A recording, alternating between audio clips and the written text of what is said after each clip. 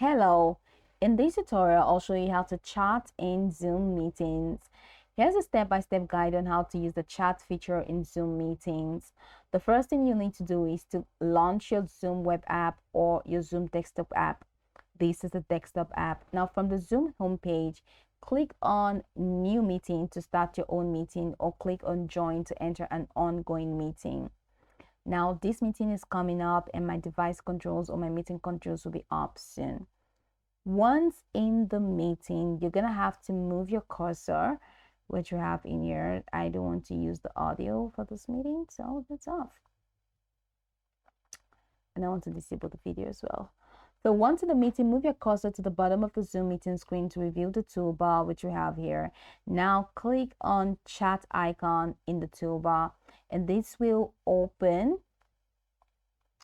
the chat panel on the right side of your screen here. Now in the chat panel, you'll see a text box where you can type messages. So type the messages there. Now click in the text box and type whatever message you want to type. Let's say hi, and that's it. And once you're done, press enter on the keyboard to send it, or you just use the send button here to send it. By default, your messages are sent to everyone in the meeting. But if you want to send a private message to a specific participant, click on the drop-down menu next to everyone in the chats. And once you click on that, you see a list of all the participants in the meeting. Select the participant name, and this will make the chat private between you and the selected participant. Private messages will display as privately next to the recipient's name in the chat. Now, all incoming messages, whether public or private, will appear in the chat panel. Messages from other participants will show their names, allowing you to see who is sending each message. Some Zoom meetings may have additional chat reactions such as emojis or quick replies. If available, select the reaction options from the chat panel to quickly respond without typing.